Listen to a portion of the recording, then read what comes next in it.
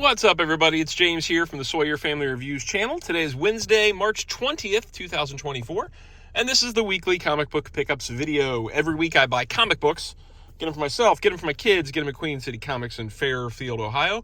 Zip code 45014. If you're in the area and into comic books, check out that comic shop, and then head just a little bit down the road and check out the toy department. It's the best area for collecting and buying and just nerding out and having a great time that has been ever existed in existence time periods of all time. It's the greatest to ever exist. No hyperbole. All right, let's jump in. There is one old book here. That's for Gracie. Everybody got two books except for me. I got more than two, but that's because I pay for them all. So, I mean, that's only fair. This was, I think, last week maybe, Cruella de Vil number 2, $3.99 from Dynamite. We try to get a lot of these Disney ones. Gracie likes all these Disney books. I've read a few of them, and I also enjoy them. So this one is by Sweeney Boo and Miriana Puglio doing the art. What did I say? Did I say it's $3.99? So this is issue 2 of the Cruella series. I'm almost positive she got issue 1. I'll be bummed if I didn't grab that for her, but I'm pretty sure I did grab her issue 1 as well. Lots of covers to choose from on all these books.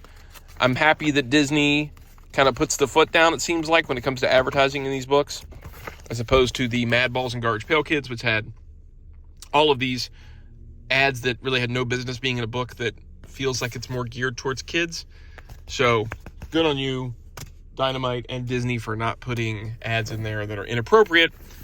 And speaking of Disney, so I think everything else in here is this week's books. We've got Disney's Lilo and Stitch, number 2, $3.99. I just actually was in the car with Gracie the other day, and we were waiting for my wife while she was in this sewing place. And Gracie's like, "You want to read one of my comics while we're sitting here?"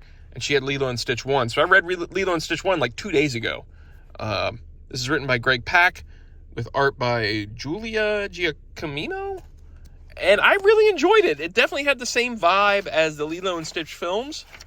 I thought the art was really good. As I'm flipping through here, the art looks really good on this. The writing was right in vein with those movies. I could hear the characters' voices as I was reading it. So this was fun. At least the first one was fun. So I'm excited about this one. And I'll probably read this one too. After she gets done with it, I'll probably read it as well. Then we got a book for Keaton. Cobra Commander number 3 from the Skybound Image Energon Universe G.I. Joe books, which he enjoys more than the actual G.I. Joe, a real American hero book. Cobra Commander and Duke both tie into Transformers, which Transformers he loves. So he's been enjoying these as well. He was working the shop at the toy department the other day, and I heard him talking to a customer about these comics and saying, yeah, I really enjoy that G.I. Joe and Duke and Cobra Commander and that Transformers book. So this is written by Josh Williamson, and the art is by Andrea Milana. I do really like the art on these books. Looks like the Dreadnoks have captured Cobra Commander, maybe? Ooh, I saw something in there. I'm not going to say what it was, but I did see something cool in there. And this is $3.99 in case I didn't mention it already. We got a book for Blaze from today, Army of Darkness Forever. I went with the Sudan cover. This was $4.99 for this cover. I think the other covers were $3.99, but this has a thicker cover stock. This is written by Tony Fleeks and art by Justin Greenwood. I enjoy the art on this book. It has this kind of gritty feel to it that I like. See, these are those ads that I'm talking about. But that's okay in Army of Darkness. In Army of Darkness, it makes sense.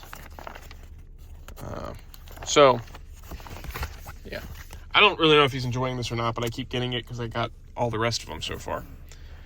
This is another book for Blaze, but I'll also read his copy. I'm kind of waiting for the trades and the hardcovers on these, but I'm picking them up for him to read, and then I'll check it out from him before I wait for the hardcover or trade. $3.99. We got Batman 89 Echoes number 2. It feels like Echoes number 1 came out a while ago. This is written by Sam Hammond Quinones. The first series took a while to come out too. Joe Quinones does the pencils and covers. I am happy that the same creative team from Batman 89 is back again, in that it's cool to have continuity between the books, and I think Joe Quinones' art is amazing on this book. I think he does a great job of capturing the characters without being like just drawing photos, basically.